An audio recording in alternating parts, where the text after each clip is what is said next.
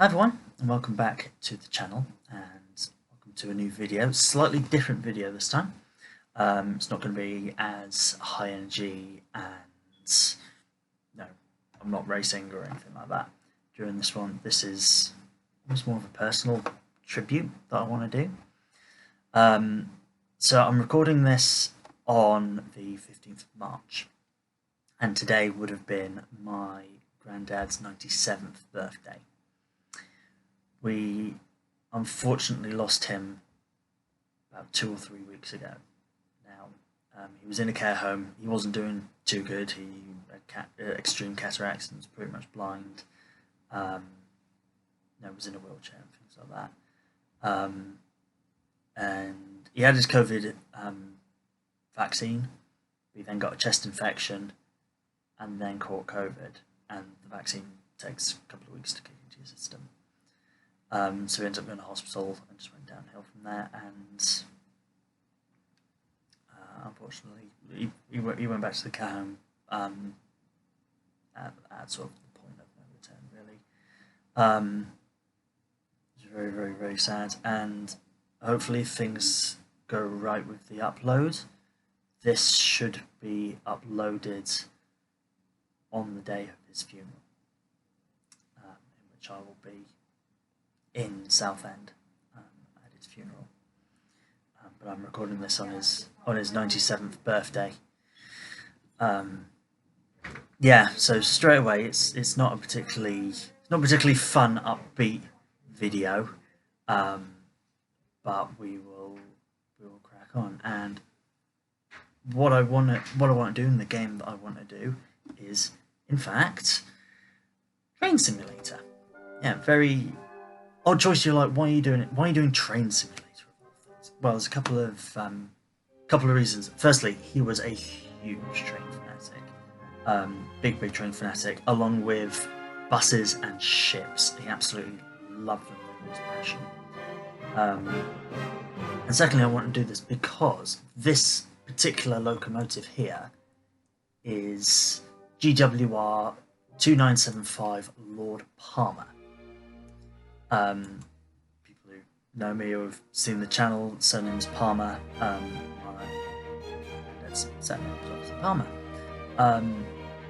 But he had the nameplate. He had the name and number plate of Lord Palmer. He actually had them.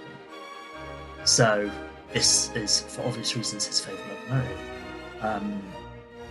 Tell you the story of Lord Palmer and such. We get going, and apologies for the huge, annoying steam hissing. It's got to let off steam. I've had it sat there for a little bit. So we'll let Lord Palmer going.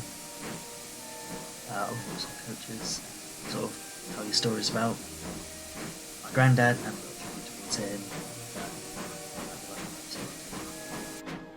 Things like that. The route that I'm doing as well is that of the Isle of Wight. We're actually starting at Wootton, and we're heading to the end of the pier.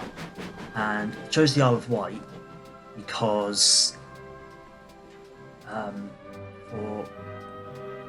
for a good number of years, going back to 2013, I think. For a number of years, we rented a house in the Isle of Wight just for Christmas, and the family would go there, and we'd have Christmas there, and we'd come to the railway because I was interested in it, Brandon was interested in it. So we'd come to the railway. Lord Palmer never ran on it.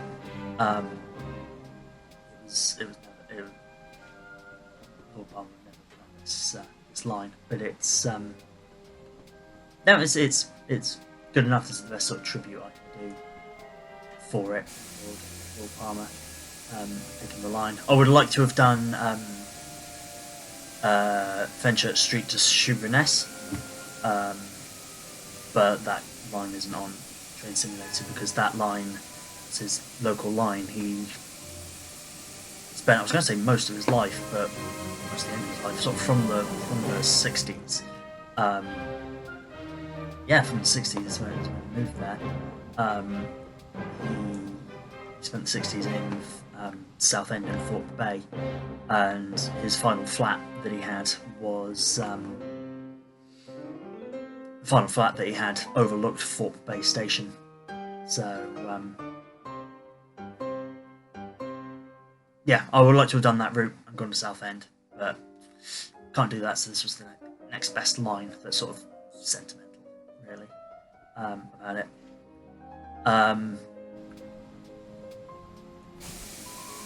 Yeah, I'll talk about the loco a bit. So it was originally named Viscount Churchill, and then I believe it had a crash, and it derailed, crashed.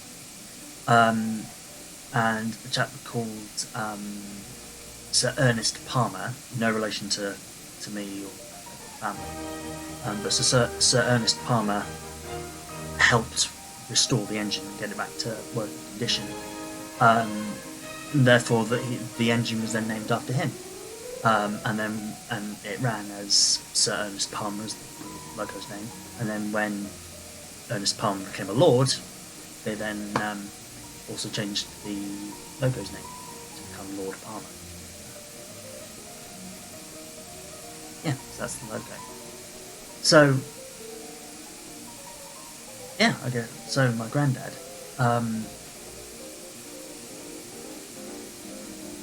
yeah, I mean, yeah, he was 97, so more years, and he would have been 100. I wish I could get you the link, but they've taken it away and they've taken it down now. I would love to have given you the link to Antiques Roadshow from last year. They did a World War II special, and he was on it, talking about how he was a refugee child and went from London to South Wales, and then when he turned 18, he then joined the army, and he had a few things and chatted with Fiona Bruce. So I would love to have at least linked you that to iPlayer, but they've taken that episode down, so I sadly can't link that. But I will also link a photography project that I did quite a few years ago. It got me into university. This project, it's called I Need a Shovel, and it was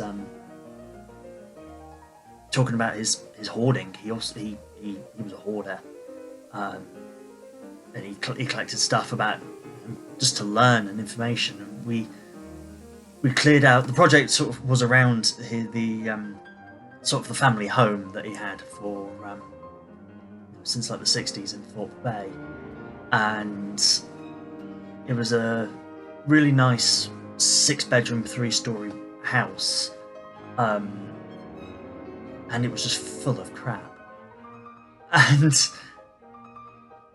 like it was, it was quite sentimental to him, but he'd go to car boot sales and buy this stuff, things that sort of could be fascinating but sort of weren't as well. Like, we cleared stuff out and we found, like, I remember having in my arms the entire,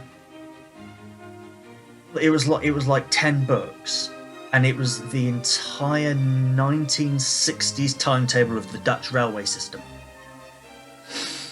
Why he would ever need to know the timetables for the 1960s of the Dutch railway system, don't know, but he had that. We also started chucking around. My sister got trapped in one of the bedrooms because a tall tower of VHSs fell down. And so we ended up trying to, we just ended up we sort of formed a chain and threw VHSs to each other, and we were sort of shouting out the titles as it was going on, and one of them was Buses of Guildford Part 2, and we were just like, hang on a minute, there was a Part 1? Someone made a video on Buses of Guildford, and it was so successful or so long that you had to have two parts to it.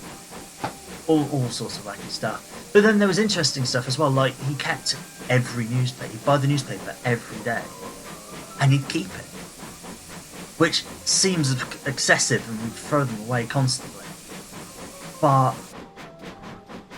there were ones of gold in there. The Queen's coronation, England winning the World Cup, man walking on the moon. They were all there. We had all those. We have those newspapers, and he had those newspapers. It's a shame that quite literally those things were once in a blue moon. No, but he was always a great guest as well. He loved it when my parents lived in Switzerland, because he was just like, oh, it's fantastic. It's all the trains, and I can go up the mountain. And he would leave the house in the morning with a Kit Kat and a bus and train timetable, and he'd come back, and they'd be like, "Oh, what have you done? What have you done today?" Knowing he'd left with very little, and he'd be like, "Oh, well, I've been up this mountain and that mountain. I've been to this town and this city, and I've been here and there." And you're just like, "You've done more than I've done while living here." That's what everyone said, and you're just like, "Okay, wow." So he loved a bit of adventure. That was the thing he loved about the war. He always talked about the war. He always talked about the war as if it was a big gap year, because he always said he went off to. He was a child, a teenager, and got evacuated, and then went to fight in the war, and went to Burma, and basically just said he met a load of other train enthusiasts, and they were there in Burma and India, and just train spotting the entire time. That's all he said. That was all he ever said, really, about the war. The only other fact I know about the war, a couple of other facts with him, was firstly, in 1944 he was in Scotland, because he told me he was in Scotland and he watched the landing craft leaving the docks from Scotland to come down to the south coast to then go to D-Day. So he wasn't part of D-Day, but he witnessed them leaving Scotland to come down and join the fleet. And secondly, as well, he said that he actually thinks that having glasses from a young age helped him survive the war, because a lot of his friends who he knew, at the time that he signed up, they were wanting pilots, and a lot of his friends ended up being put into the RAF and being trained to be pilots, and then, sadly and tragically, a lot of them got shot down. Because they weren't pilots. They were suddenly just trained like, this is how you fly a Spitfire. Now go and fight Jerry. And like they wouldn't know, but if you had glasses, they wouldn't let you join the RAF. So yeah, he sort of attributed the fact that he had glasses to the fact that one of the reasons he survived the war, and he had a good time during the war going to Burma. We never knew if he saw action. We genuinely don't know if he ever saw action. Or if he did, he either doesn't talk. He either never talked about it, or he repressed the memory, or he genuinely didn't. Because sort of the time that he went to Burma was sort of like 1943. And there wasn't much happening over there, and then came back to it, and then was based in England for sort of towards the end of the war. So he might not see action, but no. But once he did that, he then worked for HSBC. He worked for HSBC for all of his life. One of the funniest bits of advice that he gave, sort of in his late years, but things that he said is it was somebody's birthday. I think it was my auntie's, his daughter's, and the question was asked like, "Oh, if you could go back and have be any age, what age would you be? And all the adults were like, oh, I'd go back to when I was 18, 21. Young, I was fit, I could be anything I want, do anything I want. And my granddad turned around and they were like, oh, what age would you be? And he goes, I'd want to be 60. And this was like at a 50th birthday, and everyone was like, what, are you mad? Why would you want to be 60? And he's like, because you've done work, you've got money, you're still fit and got your health, you got your bus pass. Life's a big party. That's sort of not quite in those words, but pretty much that's what he was sort of saying. He was like, yeah, 60's great. And then when my dad and his sister, when they reached that age, and they're both retired now, they've got to that age, and we've sort of brought that quite up again, and they're like, oh no, he's totally right. He was totally right. That's yeah, being 60 is great. Like, yeah, you've got your health and you've got money, so you can go places. When you're 21, you've got your health, but you ain't got money, so you can't go anywhere. Like my immediate family left the Isle of Man. He still went back and stayed with family friends. And again, they were just like, no, they constantly said, no, he's the perfect guest. He'd be there and he'd offer to pay for a bit of food. It's like, and then, yeah, he'd be there, have breakfast, grab a Kit Kat, and go. And then you find out he's done like 5 laps of the Isle of Man on the tram.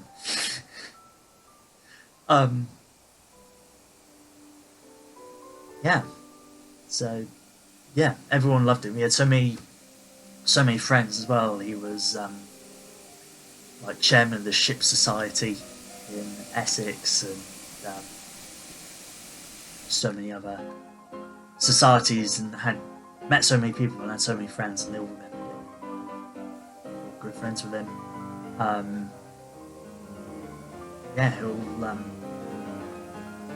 People know him. How he will be very, very sorely missed.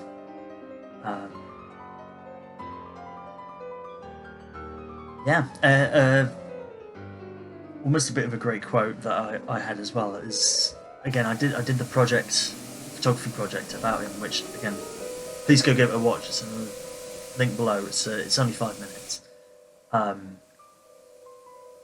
it's a great little piece that I did back at A level. Got me into university. But my teacher kept seeing the photos and thought I was probably a bit of a quiet, reserved old man, granddad, and then heard the audio and like the interview that I did, and just went, oh no, he sounds slightly chaotic. He sounds slightly chaotic and a little bit mad. And I was like, yeah.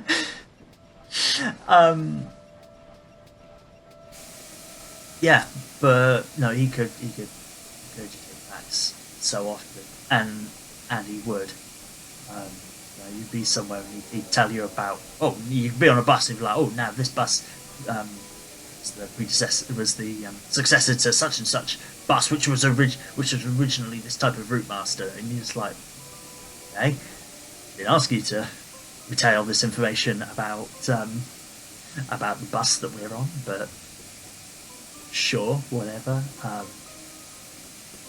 I didn't mind learning too much about the trains. I learnt a lot when I was a kid. Again, when I was interested in Thomas Tank Engine. Died out a little, sort of through my teenage years, but then it sort of built back up again a little bit more recently. Getting interested in like finding out more about Lord Palmer. Like that. So yeah, I tried telling him as well that I had the ability to do this, and I actually did this. First time I got the Saints class loco this game. First time I did it, and I loaded it up, and the first loco that came up was Lord Palmer, which I was so happy about. I told him about it, but again, that was last time I saw him, and he sort of a little bit disinterested. But it is the sort of thing that he would have liked if I had it earlier. I could have showed him. I still always dreamed of showing him virtual reality. I couldn't explain it to him. He didn't get it explaining it to him. But I would love to have seen his reaction, putting him in. Nothing serious, just like an underwater one, something like nice and relaxing. Like, yeah, look at this. Google Earth or something like that. I'd love to have seen his reaction to it, how far advanced it's gone. Yeah, we're coming to the end of the line now. We never actually came this far on the railway, on the centre train. Isle of Wight, when we did it, we never actually came this far. I've never actually been to Ryde Pier, but I said I thought it was the most appropriate route to use, because it's a route I've actually been on with him. I actually got at the end as well. I'll put up a couple of pictures that I've got of him and of him at this line as well. So Lord Palmer arrived at right here. Yeah, thank you for watching and listening to me sort of ramble for however long, 20 minutes, half an hour even, me rambling about my granddad. So yeah, thank you for listening. And this was recorded on what would have been his 97th birthday. I suddenly realised a bit too late to record this, otherwise I would have got it out today. But if timings are right, this will the 14th, 15th of April, I think. Whatever day it is, it's close to that date. Then it's coming up on his